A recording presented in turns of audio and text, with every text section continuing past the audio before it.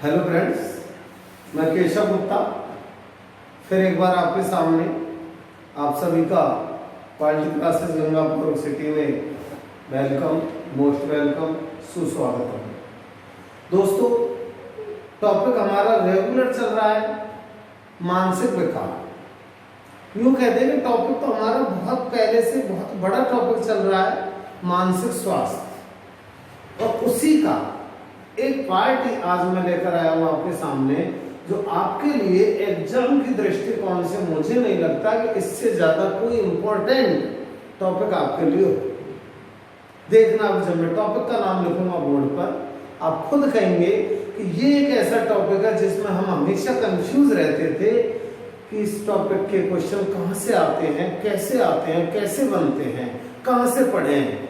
दोस्तों, मैंने पूरी कोशिश की है कि जितने भी उस टॉपिक से रिलेटेड क्वेश्चन है उन सबका मैटर, उन सबका विषय वस्तु मैं आपको इस वीडियो में दे दूं, ताकि आपको कहीं भी किसी भी गाइड में, किसी भी ट्यूटर के पास, किसी भी कोचिंग में इस टॉपिक के लिए नहीं भटकना पड़े। ये मैंने पूरी कोशिश की। तो दोस्तों, टॉपिक का नाम है अधगम निर्योग्यता, है लर्निंग डिसऑर्डर, जिसको हम कई नामों से जानते हैं। अधगम निर्योग्यता, अधगम अशक्तता, है ना, अधगम की कमजोरियां, है ना। तो दोस्तों, सबसे पहले मैं बता दूं नाम क्या है टॉपिक का, अधगम निर्योग्यता है ना। तो यहाँ पर आप इतना याद रखना, क्योंकि यहीं से मैंने आपको क्वेश्चन चालू कर दिए, जैसे क्वेश्चन बनते हैं कि अधगम निर्योग्यता है, मानसिक निर्योग्यता नहीं है ना। मतलब हमारी इसमें बुद्धि की कोई कमी नहीं है, ये सीखने की कमी है। अब सीखने की कमी कोई भी कारण से पैदा हो सकती है, जिसको हम दूर भी कर सकते हैं, है ना। तो ये दूसरी बात कि पहली बात तो क्या है कि अधगम निर्योग्यता कोई बुद्धि की कमी नहीं है, कोई बुद्धि का पिछड़ापन नहीं है, क्लियर रखना। और दूसरी बात, इसमें हम सुधार कर सकते हैं। और तीसरी बात, अधगम निर्योग्यता एक मानसिक विकार है, क्योंकि टॉपिक आपका क्या चल रहा है दोस्तों, मानसिक विकार, है ना।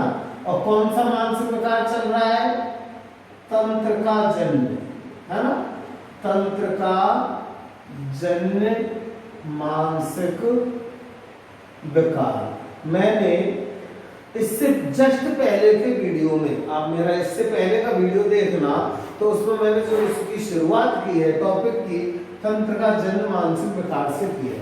और तंत्र का जन्य मानसिक विकार में मैंने 4 प्रकार के विकार आपको बताए थे। नंबर 1 ADHD, जो मैंने कंप्लीट करवाया। नंबर 2 स्वेलिंगता वर्ण विकार। नंबर 3 बौद्धिक विकार। और नंबर 4 कौन सा, अधगम निर्योग्यता या अधगम विकार। तो दोस्तों, इस वीडियो में हम टोटली क्या पढ़ेंगे, अधगम निर्योग्यता, है ना।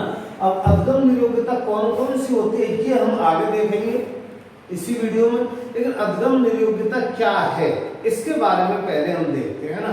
तो अधगम निर्योग्यता में सबसे पहले याद रखना कि अधगम की अशक्तता है, मतलब अधगम या अधगम मतलब सीखने की एक कमी है ना। अब ये कमी क्यों आती है बालक में, क्योंकि इसमें एक तो बालक जो सूचना है उससे मिलती है, उनको समझने में कमी कर जाता है, उनको वो अच्छी तरह से समझ नहीं पाता। और जब किसी बात को अच्छे से समझ नहीं पाता या ग्रहण नहीं कर पाता, या जो सूचनाएं हैं उनको ग्रहण करने में जब कठिनाई इस बालक को होती है, तो उस बालक में कई अधगम की कमियां विकसित हो जाती हैं। खास तौर से कौन कौन सी कमियां, पठन की, लेखन की, है ना। पठन मतलब पढ़ने की, लेखन मतलब लिखने की, है ना। और एक और कमी आ जाती है, गणित विषय को सीखना। ठीक है, तो आप इतना सा याद रखना, जब बालक में पठन विकार, लेखन विकार, वाचन विकार, गणित को सीखने का विकार पैदा हो जाता है, तो वो कौन सी निर्योग्यता में आता है, अधगम निर्योग्यता में आता है। ठीक है दोस्तों, अब आगे एक और बात इसमें आता है, मैंने आपको बताया कि अधगम निर्योग्यता एक, मैं बार बार बता रहा हूं कि मानसिक पिछड़ापन नहीं है, है ना। मैं लिख दूं अधगम निर्योग्यता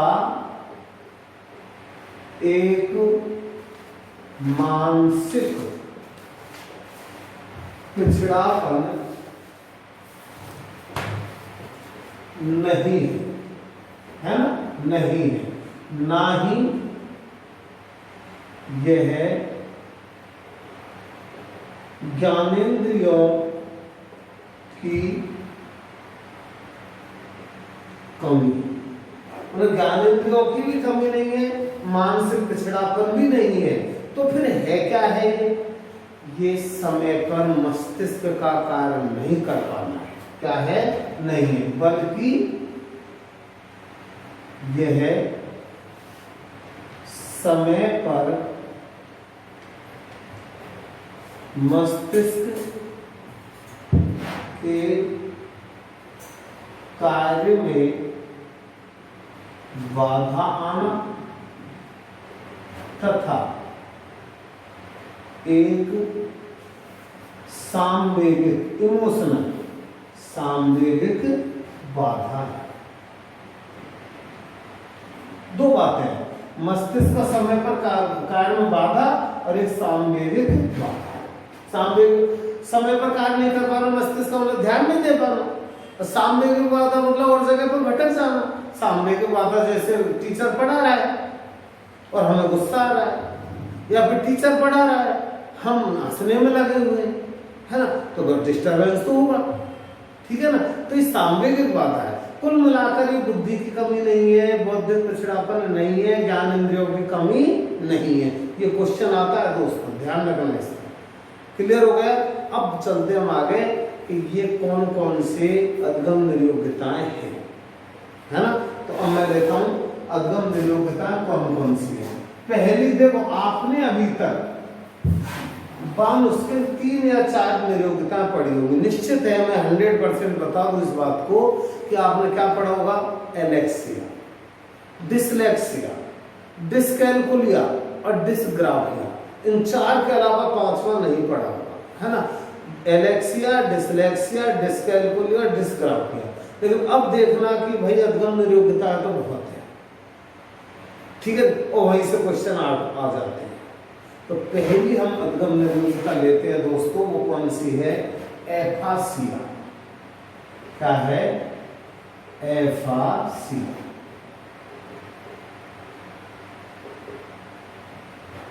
है ना। एफासिया, एफ की जगह PH, एफासिया। हिंदी बोलते हैं दोस्तों इसको, ये हिंदी याद रखना, बाचाघात। अब बाचाघात को आप संधि विच्छेद करके देखेंगे तो क्या निकल कर आएगा, बोलती या बोली बंद हो जाना, है ना। लेक ऑफ स्पीच मतलब बोली बंद हो जाना, बोल नहीं पाना, क्या है, बाचाघात है ना। बाचा मतलब वो आघात, आघात लगना, ठीक है ना। हिंदी और साइकोलॉजी शब्द क्या है इसका, एफासिया। तो आपका क्लियर हो गया एफासिया क्या है। एफासिया कौन सी अधगम की कमी है, बोलने की कमी, ठीक है ना। बाचाघात में बाचाघात हो जाना, ठीक है, याद रहेगा। एफासिया क्या है, बोलने की कमी, बोलती बंद हो जाना। अपन कहते हैं ना, अरे उसकी तो बोलती ही बंद हो गई, तो ये क्या है, एफासिया है, ठीक है। अच्छा, अब देखें कि एफासिया में होता क्या है कि इसमें बालक पढ़ने, लिखने, बोलने और बोले हुए या लिखे हुए शब्दों का अर्थ समझने में अयोग्य होता है। बोलने में अयोग्य, पढ़ने में अयोग्य, लिखने में अयोग्य, और जो सामने बालक कुछ बोल रहा है उसको समझने में अयोग्य, तथा जो लिखा हुआ है, प्रिंटेड है, जो छपा हुआ है, उसके अर्थ को समझने में अयोग्य होता है। ऐसी कमी क्या कहलाती है, एफासिया कहलाती है। एक बात। दूसरी इसकी विशेषता क्या है कि इसमें बालक सही और स्पष्ट शब्द नहीं बोल सकता। दूसरी कमी, सही और स्पष्ट शब्द नहीं बोल सकता। और तीसरी कमी, एक ही शब्द को बार बार दोहराता रहता है, मतलब एक ही शब्द की पुनरावृत्ति करता रहता है। ऐसा रोग क्या कहलाता है, ऐसी कमी क्या कहलाती है, एफासिया। तो कुल मिलाकर ध्यान वजन किस पर है दोस्तों, एफासिया में बोलने में कमी पर, क्योंकि अर्थ क्या है इसका, वाचाघात। ठीक है। और दोस्तों एफासिया 3 प्रकार का होता है, 4 प्रकार। एफासिया कितने प्रकार का होता है दोस्तों, 4-5 प्रकार यूं कहते हैं, है ना। एफासिया के प्रकार जिसमें 2-3 प्रकार खास हैं, वो कौन कौन से हैं। नंबर 1 ज्ञानात्मक एफासिया। देखो 2 एफासिया आपको मैं एक साथ समझा रहा हूं, ज्ञानात्मक एफासिया, ठीक है। नंबर 2 गामक एफासिया। इन दोनों को एक साथ समझना। एफासिया के प्रकार है ये, हालांकि आपको इतना ज्यादा नहीं आएगा, लेकिन मैंने तो आपसे प्रॉमिस किया कि मैं कुछ भी नहीं छोड़ूंगा, सब कुछ आपको दे दूंगा, है ना। कभी न कभी काम आएगा। जब आप स्कूल लेक्चरर में बैठोगे काम आएगा, कॉलेज लेक्चरर में बैठोगे काम आएगा, नेट में बैठोगे काम आएगा। और यहाँ तक कि तो दोस्तों आजकल तो RS मेन में भी साइकोलॉजी का पेपर है। मेरे पास बहुत से स्टूडेंट्स आते हैं RS मेन की तैयारी आ रहे हैं, जिसके क्वेश्चन सवाल लेकर, है ना। तो हर जगह काम आएगा। रीत में जरूर आपके लिए इतना बहुत है कि एफासिया का संबंध किससे, वाचाघात से, बोली से, बस दैट्स ऑल। ठीक है। तो अब देखते हैं ज्ञानात्मक एफासिया और गामक एफासिया, मतलब सेंसरी एफासिया और मोटर एफासिया। तो ज्ञानात्मक एफासिया क्या है, देखो दोस्तों दोनों में थोड़ा सा अंतर है। ज्ञानात्मक एफासिया में बालक उन शब्दों को समझने, एक उदाहरण से दे देता हूं कि मैं और आप 2 आमने सामने खड़े हैं, आप कुछ बोल रहे हैं और मैं उनको नहीं समझ पा रहा हूं, या आपने कुछ कॉपी में लिखा, मैंने उसको पढ़ा तो सही लेकिन उसका अर्थ नहीं समझ पाया। तो आपने किया, मैं नहीं समझ पाया, तो इसका मतलब मेरे में कौन सी कमी है, ज्ञानात्मक एफासिया।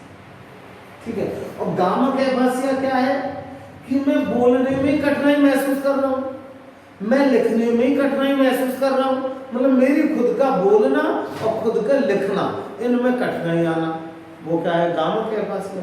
तो दूसरों के द्वारा बोले गए शब्दों को और दूसरों के द्वारा लिखे गए शब्दों को समझने में कमी क्या है, ज्ञानात्मक एफासिया। और स्वयं के द्वारा बोलने में कठिनाई, स्वयं के द्वारा लिखने में कठिनाई क्या है, गामक एफासिया। गामक मतलब गतिशीलता, गतिशीलता किसमें आएगी, खुद में। ठीक है।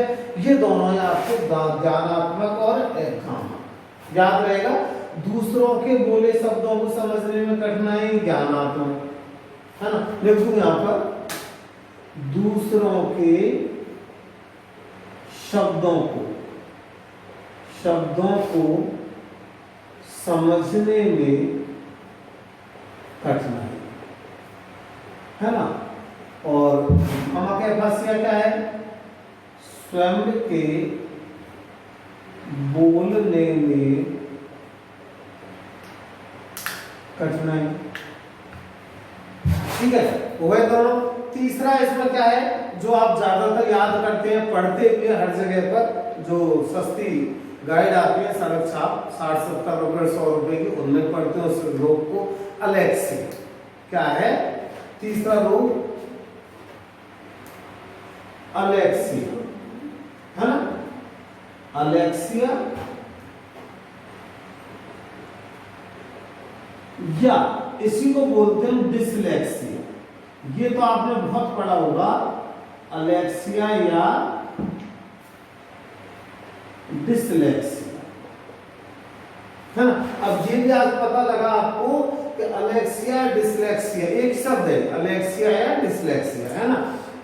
एफासिया का ही प्रकार है, ठीक है, मतलब वाचाघात का ही प्रकार है। अब अलेक्सिया डिसलेक्सिया में क्या होता है, अलेक्सिया का आप जब डिक्शनरी में शब्द देखोगे ना, इसका हिंदी शब्द तो आएगा इसका शब्दांधता या शब्द दृष्टिहीनता। क्या आता है अलेक्सिया का हिंदी शब्द,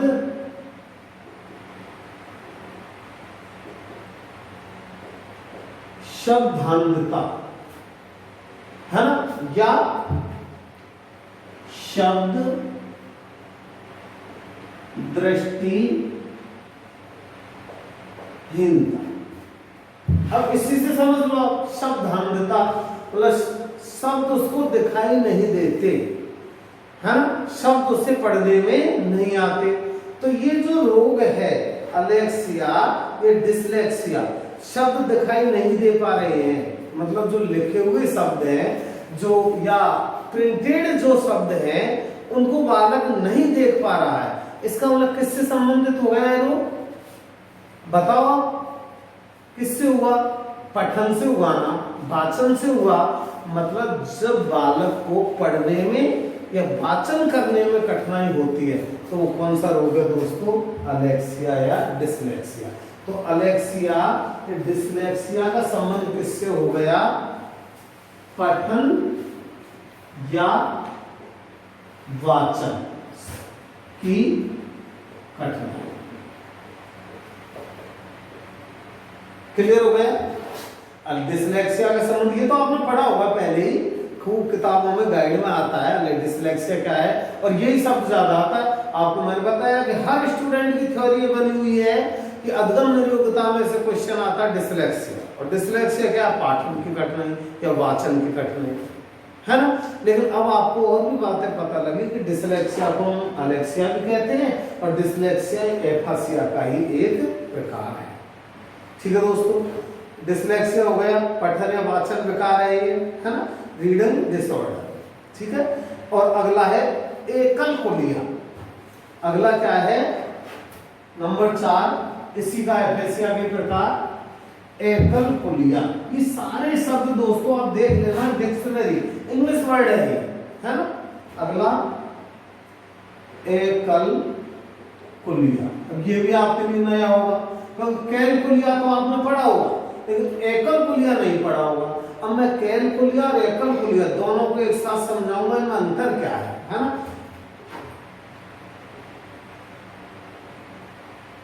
एकल कुलिया देखो, इसका हिंदी है दोस्तों गणितीय अयोग्यता, है ना। एकल कुलिया की हिंदी क्या है? गणितीय अयोग्यता। और एक जो रोग है वो है, अगला एक साथ समझना, डिसकैलकुलिया।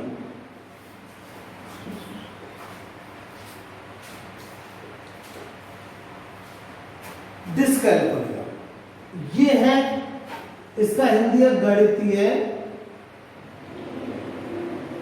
विकार। अब देखो कितना बारीक अंतर है ना। आपने ये तो हर जगह पढ़ा होगा डिसकैलकुलिया, तो हर टीचर पढ़ाता है, हर गाइड में मिलेगा कि डिसकैलकुलिया क्या है, डिसकैलकुलिया का संबंध किससे है ना। लेकिन अब अंतर देखना दोनों में। देखो एकल कुलिया का संबंध भी गणित से, डिसकैलकुलिया कब वैसे पहचाने, कुलिया आ गया, कुलिया बना कैलकुलेटर से, और कैलकुलेटर किस में आता है? गणितीय समस्या के समाधान में, तो याद हो जाएगा आपको, है ना। लेकिन ये कुलिया दो प्रकार का है, एक एकल कुलिया, एक डिसकैलकुलिया। एकल कुलिया गणितीय अयोग्यता है। अब अंतर देखो, बारीक अंतर है, गणितीय अयोग्यता और ये गणितीय विकार। गणितीय अयोग्यता का तो मतलब हुआ कि ऐसा दोष, ऐसी कमी जो बालक में गणित का विकास नहीं होने देती, बालक में गणित विषय में रुचि विकसित नहीं होने देती, हमेशा वो बालक गणित में कमजोर रहेगा, वो तो क्या है? एकल कुलिया। और देखो ये क्या है? गणितीय विकार, डिसकैलकुलिया। गणितीय विकार कि बालक गणित में अच्छा है, अयोग्य नहीं है, लेकिन उसमें छोटी छोटी सी कमियां क्या आ जाती हैं? सिंबल्स जो होते हैं ना गणित की, मैं उदाहरण दे रहा हूँ, गणित के सिंबल्स प्लस माइनस, है ना, भाग वगैरह जो आप कहते हो, इनको वो समझ नहीं पाता। प्लस को मल्टीप्लाई समझ गया, जैसे आते हैं ना, गुणा को बालक ने क्या समझ लिया? प्लस समझ लिया, है ना। प्लस को क्या समझ लिया? गुणा समझ लिया, ठीक है ना। या फिर एक शब्द आता है कि वो अंकों को मैनिपुलेट नहीं कर पाता। मैनिपुलेट कैसे? कि 63 = 63, अब वो नहीं समझ रहा, है ना। या फिर 63 × 3, या सीधा सा ले लो 5 × 3, अब इसी कितना हुआ? 15। अब इसी को कोई लिख दे 15 3 है ना। तो मैनिपुलेट हुआ ना। ऐसी चीजों को जब बालक समझने में कठिनाई महसूस करे तो वो कौन सी कमी है उसमें दोस्तों, डिस्कैलकुलिया है। और जो बालक सामान्य जोड़ बाकी गुना भाग ही नहीं कर पाए, है ना, वो कौन सी कमी है उसमें, एकुलकुलिया है। तो एकुलकुलिया तो हो गया गणितीय अयोग्यता, है ना। और डिस्कैलकुलिया क्या है, गणितीय एक विकार है। समझ गए। अब आप इसको आगे देख लें। एकुलकुलिया गणितीय योग्यता है जिसमें बालक सामान्य मतलब सामान्य सीधे साधे जोड़ बाकी गुना भाग को भी नहीं कर पाता। डिस्कैलकुलिया ये एक गणितीय विकार है, मतलब मैथमेटिक्स कैलकुलेशन डिसऑर्डर है ना। कि मैथमेटिक्स में बालक बहुत अच्छा हो सकता है, लेकिन जब ऐसी एक और आता है क्वेश्चन आया, बहुत अच्छा क्वेश्चन आया आपका स्कूल लेक्चरर में आया था दोस्तों, कि एक बालक गणित के सवाल अच्छे से करता है लेकिन सूत्र फिट करते समय वो गलती कर जाता है। कौन सी निर्योग्यता है। खैर उसमें एकुलकुलिया डिस्कैलकुलिया दोनों नहीं दिए, एक ही ऑप्शन दिया था डिस्कैलकुलिया। तो बच्चे समझ गए आप लोग कि डिस्कैलकुलिया आ गया, इसका मतलब गणितीय विकार। तो इसमें सूत्रों को फिट नहीं कर पाता है ना। गणितीय संख्याओं को पहचान नहीं पाता है। गणित के प्रतीक मैंने बताया ना, प्लस माइनस, इनको वो पहचान नहीं पाता है। सवाल तो हल कर लेता है लेकिन ये छोटी छोटी सी कमियां आ जाती है। क्यों आ जाती हैं? क्योंकि आपको मैंने बता रखा है कि जितने भी विकार हैं इनमें बालक क्या करता है, ध्यान की कमी, वो अटेंशन मतलब ध्यान नहीं रख पाता, ठीक है ना। तो संख्याओं को नहीं पहचानना, प्रतीकों को नहीं पहचानना, है ना, संख्याओं को एक दूसरे के ऊपर नहीं जमा पाना, ये बहुत बड़ी कमी आती है स्टूडेंट में। आप देख लें, जैसे एक संख्या दे दिया आपने किसी स्टूडेंट को, मान लो मैंने लिख दिया 78 79 6 और एक लिख दिया 78 79 और फिर लिख दिया 77 66 65 63 आदि। अब इनको जमाओ ऊपर से नीचे, तो नहीं जमा पाते कई स्टूडेंट, है ना, कि पीछे को खाली जगह छोड़े हैं, आगे को खाली छोड़, आते नहीं समस्या। तो ये सारी समस्या किसमें है दोस्तों, गणितीय विकार, डिस्कैलकुलिया। एकलकुलिया में नहीं है। एकलकुलिया में तो आप याद रखो इस स्तर तक बालक पहुंचेगा ही नहीं। इन चीजों को वो सीखना तो बहुत दूर, यहाँ तक तो वो पहुंचता ही नहीं। और डिस्कैलकुलिया में वो गणित में बहुत आगे हो जाता है लेकिन छोटी छोटी चीजों को नहीं समझ पाता। यहाँ तक कि एक उदाहरण आता है कि दाएं और बाएं में अंतर नहीं कर पाना, ये भी क्या है, डिस्कैलकुलिया है। ठीक है दोस्तों, ये आपका डिस्कैलकुलिया हो गया। और ये सारे रोग किसमें आते हैं, एफासिया। एक और छोटा सा इसमें आता है एग्राफिया। क्या आता है, यहाँ तक हो गया, एकलकुलिया हो गया, डिस्कैलकुलिया हो गया, और एक लास्ट पर लेते हम इसी में एग्राफिया। अब देखो इसकी पहचान देखना, एग्राफिया। बीच में क्या लिखा हुआ, ग्राफ, और ग्राफ का संबंध होता है लेखन से, है ना। तो जो लेखन विकार है, कठिनाई, वो क्या है, एग्राफिया। कैलकुलिया तो क्या हो गई, कैलकुलेशन करने में कठिनाई, और ग्राफिया क्या हो गई, लिखने में कठिनाई। तो एग्राफिया, और एक और आएगा आपको डिस्ग्राफिया, वो भी ग्राफ से संबंधित हो गया। तो ग्राफ से संबंधित जब भी क्वेश्चन आ जाए तो वो लेखन कठिनाई हो गई। कुलिया से संबंधित आ जाए, गणितीय कठिनाई हो गई। इतना तो पहचान याद रख लेना, ग्राफ आ गया लेखन से, राइटिंग डिसऑर्डर, और कैलकुलिया आ गई तो क्या है, गणितीय डिसऑर्डर। ठीक है, तो एग्राफिया क्या हो गई, लेखन शक्ति या लेखन में, है ना। अब हम इंपॉर्टेंट आगे लेते हैं डिस्कैलकुलिया, जो अभी मैंने समझाया था, इसको दोबारा से समझ लें, क्योंकि आपको क्वेश्चन जो ज्यादा आते हैं वो या तो डिस्कैलकुलिया में आते हैं या फिर डिस्ग्राफिया में से आते हैं, जो अभी तुम बताऊंगा मैं आपको, या फिर आपका एक और आता लास्ट में, डिसलेक्सिया। जैसे क्वेश्चन आपको कई बार आ चुका है कि एक बालक 9 × 3 को 9 + 3 पढ़ता है, कौन सी मेरी योग्यता है? क्या लिखा उसने? 9 मल्टीप्लाई 3 को 9 प्लस 3 पढ़ता है। अब पढ़ता है शब्द लिख दिया उसने, तो पढ़ना तो वाचन में आता है ना। लेकिन दोस्तों वाचन की कमी नहीं है, ये किसकी कमी है? ये गणित की कमी है। क्योंकि मैंने आपको बता दिया कि जब प्लस माइनस में बालक अंतर नहीं कर पाए, तो दाएं और बाएं में बालक अंतर नहीं कर पाए। अब देखो क्वेश्चन में क्या दे रहा है, वो नहीं पढ़ पाता है, तो पढ़ना तो वाचन की कमी हो गई। लेकिन ये वाचन की कमी नहीं है, गणितीय कमी है। क्योंकि प्रतीक आ गया, क्या लिख रहा है? 9 मल्टीप्लाई 3 को 9 प्लस 3 पढ़ लेता है। इसका मतलब कौन से रोग हो गए उसमें? डिसकैलकुलिया, है ना। बस ऐसे। अब यदि ये क्वेश्चन आ जाए कि एक बालक बी को डी पढ़ता है ना, या 9 को 6 पढ़ता है। अब ये गणितीय कमी नहीं है, ये वाचन की कमी है ना। बी को डी पढ़ना, 9 को 6 पढ़ना, 69 को 96 पढ़ना, 63 को 36 पढ़ना, ये गणितीय कमी नहीं है, ये वाचन की कमी है। ठीक है। और 9 प्लस 3 को 6 प्लस 3 पढ़ना, ये वाचन की कमी नहीं है, ये गणित की कमी है। ठीक है ना। ए बी को डी पढ़ना, क्या है ये? वाचन की कमी है, ये गणित की कमी नहीं है। तो ये चीजें आपको याद रखनी। तो सीधी सी है, मैं बहुत ज्यादा बोल गया लेकिन सीधी सी है। जब प्लस माइनस को नहीं समझ पाए, संख्याओं के अंतर को नहीं समझ पाए, दाएं बाएं को नहीं समझ पाए, तो वो रोग कौन सा हो गया? कौन सा डिसऑर्डर है? डिसकैलकुलिया, मतलब गणितीय विकार। समझ गए। अब आगे देखते हैं हम अगला, एक और आता है अगला रोग, डिसग्राफिया। नेक्स्ट कौन सा है? डिसग्राफिया, है ना।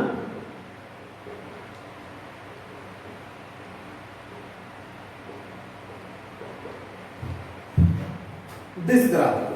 अब देखो मैंने अभी बताया था ग्राफ आ गया तो इसका मतलब कौन सा है? ये हिंदी में लेखन विकार। डिसग्राफिया कैसा विकार है?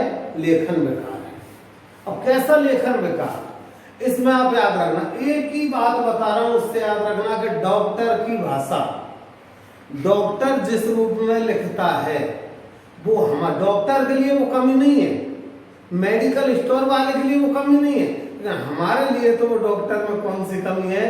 डिसग्राफिया है। क्यों?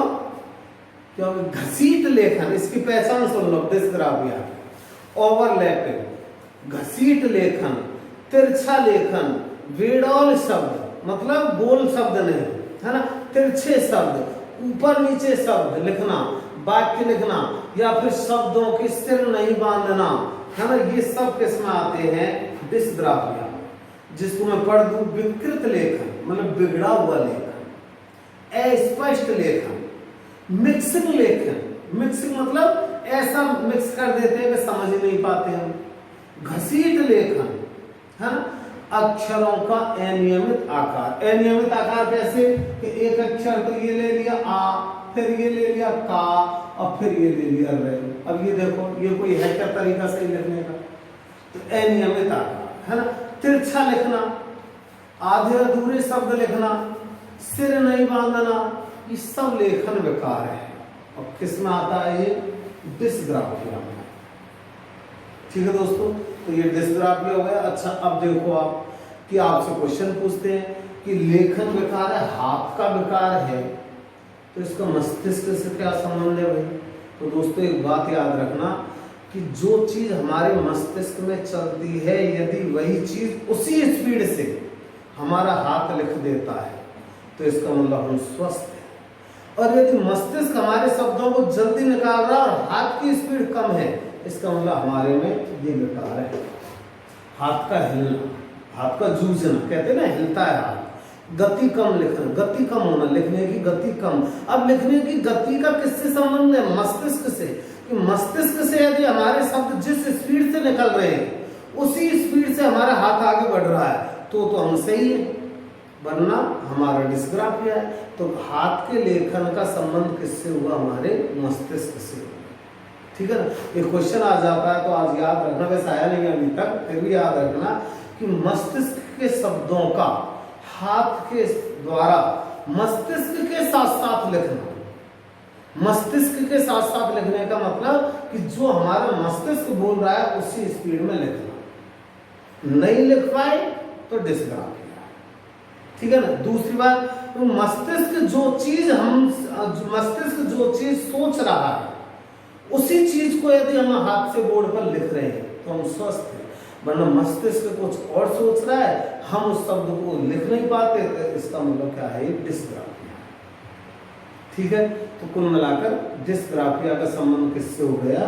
राइटिंग डिसऑर्डर, लेखन विकार से। ठीक है दोस्तों। अगला रोग लेते हैं हम डिसऑर्थोग्राफिया। वही ग्राफिया आ रहा है, डिसऑर्थोग्राफिया।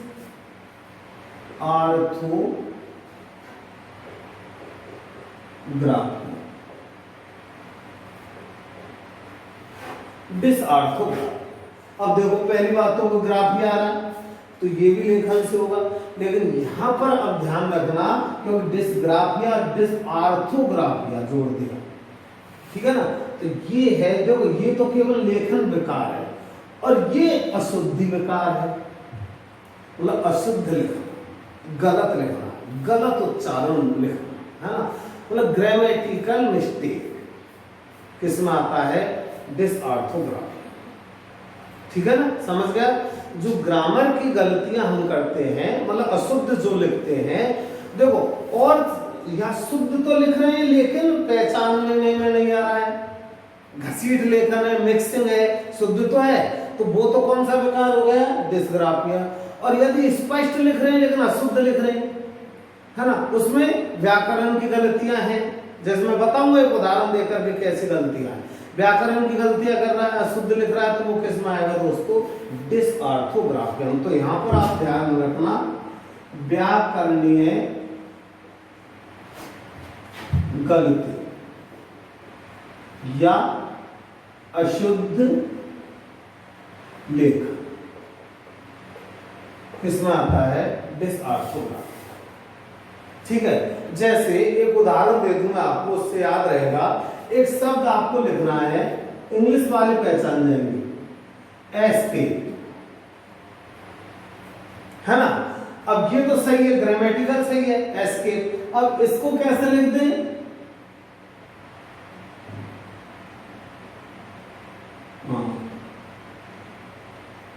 एक्स, ये एक्स के ई टी हो गया, एक्स के, देख लो आप हुआ गलत, लेकिन ये गलत। इसको इस तरह से लिखना क्या है? ये डिसऑर्थोग्राफी। एक और उदाहरण लेंगे।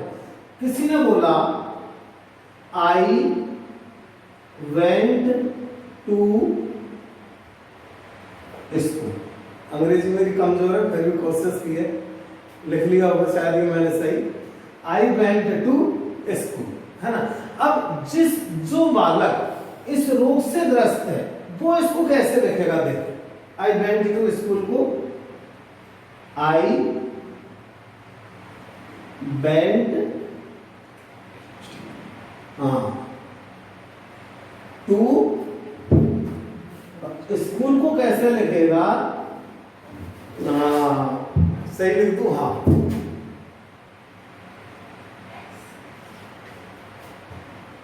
स्कूल, है ना। अब ये कौन सा रोग है? इसमें डिसऑर्थोग्राफी।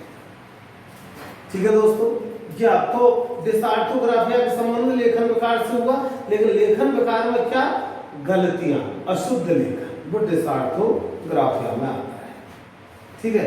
और अगला रोग है आपका, तो अगला रोग है दोस्तों आपका डिस्प्रेक्सिया। ठीक है ना। डिस्प्रेक्सिया की पहचान क्या, कैसे याद रखोगे, किससे संबंधित रोग है? तो देखो, डिस्प्रेक्सिया का मतलब क्या होता है? प्रैक्टिस से निकला है। आप ये पहचान बता रहा हूं मैं, आप अर्थ नहीं है, पहचान है। आप कैसे याद रखोगे? तो प्रैक्सिया शब्द किससे निकला? प्रैक्टिस से। प्रैक्टिस मतलब अभ्यास। तो जब लिखते समय हमारे अभ्यास की जो कमी है ना, और जब अभ्यास की कमी रहेगी तो हमारे हाथ का संतुलन नहीं बैठ पाएगा, है ना। इंग्लिश में वैसे इसको क्या बोलते हैं हम? लैक ऑफ मोटर डायनेमिक, है ना, मतलब गतिशीलता की कमी। अब किसकी गतिशीलता? हाथ की गतिशीलता। अब जब लिखते समय हम हाथ की गतिशीलता में कमी आ जाती है, लिखने में के अभ्यास की कमी आ जाती है, तो कौन सा रोग होता है, कौन सा विकार होता है? डिस्प्रैक्सिया।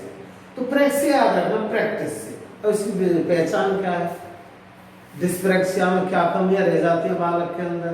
तो दोस्तों, जैसे लिखते समय हाथ का हिलना, है ना, लिखते लिखते हाथ हैरान हो जाना, है ना। कई बार आप देखते हैं कि हम लिखते जा रहे हैं लेकिन हाथ परेशान हो गया, हम झटका देते हैं, ऐसे हाथ नहीं हो, ठीक है ना, हाथ का कांपना, ठीक है। और इसके अलावा लिखते लिखते जब हम किसी चीज को भूल जाते हैं, और भूलते समय भूल गए, फिर दोबारा याद आया और फिर हम लिखने बैठे तो गति का कम हो जाना। आपने कई बार देखा होगा कि जब हम लिखने का स्टार्टिंग करते हैं तो स्टार्टिंग में गति हमारी बहुत ज्यादा कम रहती है और टेढ़े मेढ़े अक्षर जाते हैं, इस तरह से हाथ हिलता रहता है ना, ऐसे हाथ हिलता रहता है ऐसे, और 2 मिनट बाद फिर हमारी एक रेगुलरिटी आ जाती है। तो वो कौन सा रोग है? इसका मतलब उसके अंदर डिस्प्रैक्सिया, ठीक है। तो मतलब संतुलन की कमी है, इसमें अभ्यास की कमी है। अब इसकी पहचान क्या है? लिखते समय हाथ कांपना, पेन को पकड़ने में कठिनाई का आना, या फिर पेंसिल पकड़ने में कठिनाई का आना। अब ये तो लिखने की हो गई, लेकिन इसमें और भी बातें हैं, जैसे बटन लगाने में हाथ कांपना, है ना, खेलते समय चेहरा फड़फड़ाना, है ना, खेलते समय ज्यादा एग्रेसिव गुस्सा हो जाना, ये भी सब किसमें आते हैं? डिस्प्रैक्सिया में आते हैं। तो कुल मिलाकर शारीरिक संतुलन का बिगड़ जाना क्या है? डिस्प्रैक्सिया। समझ गए? अब मैंने समझा दिया, आप कहिएगा समझ गए सर, लेकिन एक क्वेश्चन देखते हैं। चित्रांकन करने में कठिनाई, क्या है क्वेश्चन? चित्रांकन करने में कठिनाई। चित्रांकन का मतलब कोई चित्र बनाना, कोई खाली चित्र का को पूरा करना, या रंग संयोजन करना, या नक्शा भरना, सब चित्रांकन में आते हैं, है ना। उसमें कठिनाई कौन सी कमी है, कौन सा रोग है? तो सब किसमें दोस्तों? चित्रांकन शब्द याद रखना है, किसकी कमी है? डिस्प्रैक्सिया। मतलब कौन सा रोग विकार है? डिस्प्रैक्सिया। क्यों चित्रांकन हम नहीं कर पाएंगे? क्यों नहीं कर पाएंगे? क्योंकि हाथ संतुलन की कमी है, हम हमारे हाथ का बैलेंस नहीं बना पाते। तो ये भी एक लेखन विकार है, डिस्प्रैक्सिया, ठीक है। ये और लास्ट रोग हम देखते हैं दोस्तों, जिसके लिए आप मेरे वीडियो का शुरू से लास्ट तक इंतजार कर रहे होंगे। मैंने जानबूझ करके इस विकार को लास्ट में लिया है ताकि मेरे वीडियो को आप लास्ट तक देखें। और वो कौन सा है? डिसलेक्सिया, है ना, जो आप हर जगह पढ़ते हैं और आता भी है, इसमें कोई शक नहीं है कि एग्जाम में ज्यादा यही क्वेश्चन आता है। कौन सा? डिसलेक्सिया। अब मैंने पहचान भी दोस्तों आपको बताई है सभी, है ना। डिसलेक्सिया, बस पहले इसके बारे में थोड़ा सा मैंने बता दिया। डिसलेक्सिया इसी को अपन कहते हैं एलेक्सिया, आप स्टार्टिंग में बता दिया है। पाठन विकार, वाचन विकार, है ना, पढ़ने की कमी, डिसलेक्सिया। अब इसकी पहचान कैसे करोगे? देखो क्या आ गया इसमें? लेक्सिया। जैसे इसमें क्या आया? पहले प्रेक्सिया, है ना, प्रैक्टिस से निकला। यहाँ क्या आ गया? लेक्सिया, भाषा, लैंग्वेज से निकला है। ये याद रखना है, लेक्सिया का संबंध किससे? लैंग्वेज से, भाषा से। तो भाषा को पढ़ने की कमी, कौन सा विकार हो गया हिंदी में? पाठन या वाचन विकार, ये हिंदी हो गई इसकी। पाठन या वाचन विकार मतलब पढ़ने की निर्योग्यता, है ना, रीडिंग डिसऑर्डर, ठीक है। अब इसमें क्या होगा दोस्तों? पाठन में, डिसलेक्सिया में, कि एक तो देखो हर जगह याद रखना, मैं बार बार इस वीडियो में बता दिया है कि ये हमारे मानसिक विकार हैं, इनका संबंध बुद्धि से नहीं है, है ना। हम ये नहीं कह सकते कि कोई बालक डिसलेक्सिया से ग्रस्त है तो मतलब वो पिछड़ा हो। वो बालक डल नहीं है, वो बालक बैकवर्ड नहीं है, वो बालक हो सकता है। जैसे मैं बताऊंगा कि आपको बताऊंगा कि आइंस्टीन जैसा वैज्ञानिक भी डिसलेक्सिया से ग्रस्त हुआ था लास्ट में, है ना। तो इसका मतलब बुद्धि से तो इसका संबंध नहीं है। ये तो क्या है कि हमारा मानसिक विकार, और मानसिक विकार की मैंने पहचान बता दी कि जब बालक पढ़ते समय किसी तरह से ध्यान नहीं रख पाता, अपना टेंशन नहीं दे पाता, तो विकार पैदा हो जाता है, जो हम दूर भी कर सकते हैं इसको। बौद्धिकता से मत जोड़ना इसको, ये क्वेश्चन आता है, विशेषताएं पूछते हैं जब मानसिकों की निरोगताओं की, तो ये बौद्धिकता से मत जोड़ना इसको, ठीक है। तो डिसलेक्सिया बौद्धिक कमी नहीं है, एक बात। और दूसरा, डिसलेक्सिया में होता क्या है कि एक तो डिसलेक्सिया में बालक अक्षरों को प्रॉपर रूप से नहीं पहचान पाता, ये शुरू में आ गया।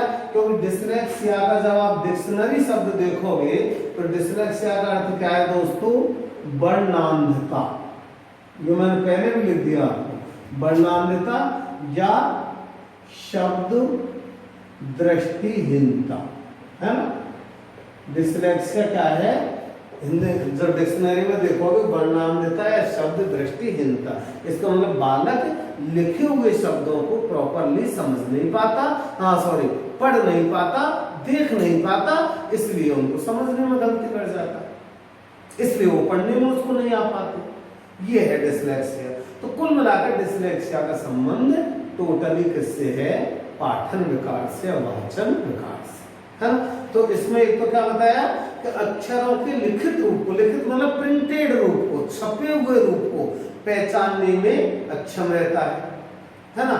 और बालक, इसमें एक और ध्यान रखना कि बोले हुए शब्दों को, किसके द्वारा बोले हुए? दूसरों के द्वारा, दूसरों के द्वारा बोले हुए शब्दों को भी समझने में अक्षम रहता है, और लिखे हुए शब्दों को भी समझने में अक्षम रहता है, ठीक है ना। ऐसा रोग क्या होता है? डिसलेक्सिया से ग्रस्त। और एक लास्ट में कि इसमें बहुत ही इंपॉर्टेंट नोट रख लेना इसको आप, कि इसमें बालक शब्द और अक्षरों को उचित रूप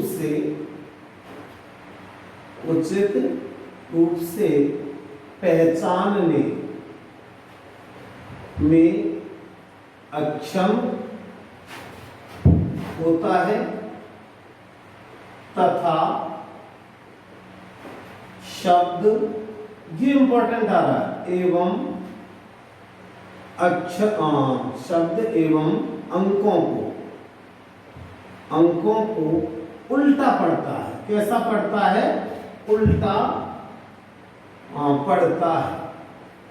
ये चीज याद रखना, तो ये कोई इंपॉर्टेंट तो पूरा ही है, लेकिन यहां से क्वेश्चन बनता है जो मैंने आपको लिख दिया है, शब्द एवं अंकों को उल्टा पढ़ता है, बस ये याद रखें। अब क्वेश्चन आया, आपको आया हुआ पहले कि कोई बालक 6 को 9 पढ़ता है, कौन सा रोग हुआ? हो गया आपका डिसलेक्सिया। 6 को उल्टा पढ़ लिया इसने, या फिर बी को डी पढ़ता है,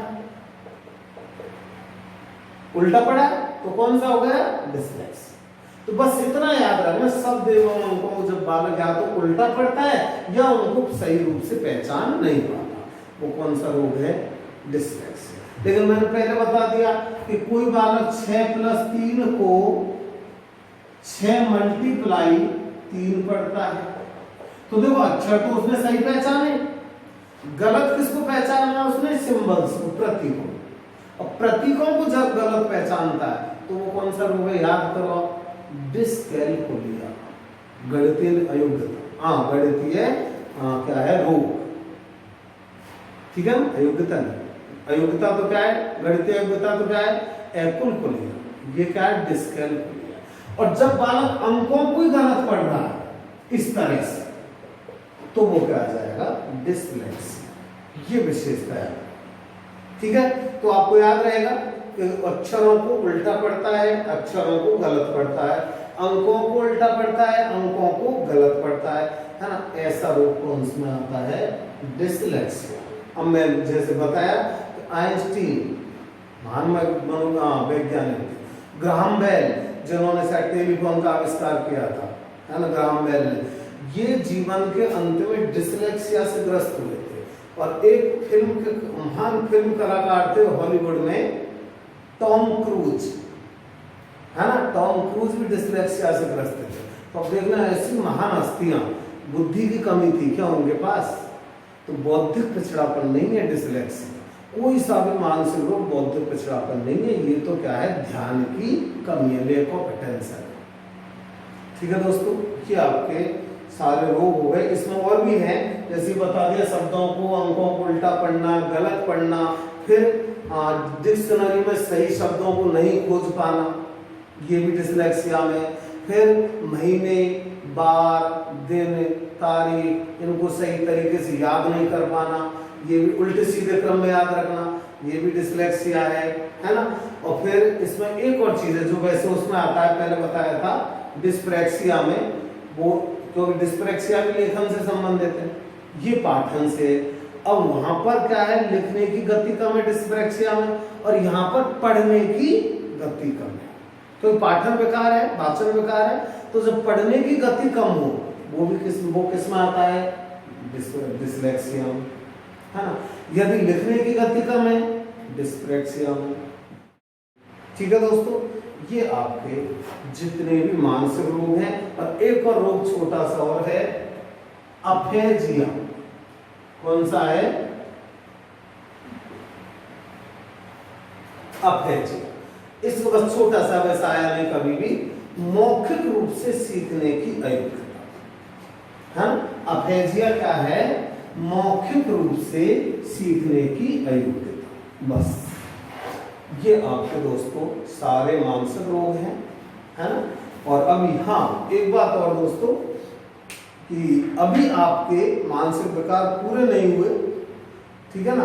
अभी से तो आपके केवल तंत्र का जन्य विकार पूरे हुए, है ना। एक वीडियो मानसिक विकारों से रिलेटेड और आएगा आपको, अगला वीडियो उसी से संबंधित होगा दोस्तों, और वो इनसे भी ज्यादा इम्पोर्टेंट है। तो उसमें वो बिल्कुल नया है। जैसे पिछली बार 2018 में क्वेश्चन आया था, क्या आया था? बुलिमिया नर्वोसा, है ना। तो भूख से संबंधित जो विकार हैं, हमारे भोजन से संबंधित जो विकार हैं, वो विकार आपको अगले वीडियो में मैं दूंगा, इसलिए नेक्स्ट वीडियो मेरा जरूर देखना दोस्तों। और ये वीडियो यदि मेरा पसंद आया हो तो प्लीज मेरे यूट्यूब चैनल को सब्सक्राइब करें, अगर अच्छा लगे तो लाइक करें, और अपने दोस्तों परिचितों को शेयर करें, और मुझे अच्छे से ज़्यादा कमेंट्स दें और मुझे मोटिवेट करें। Thank you.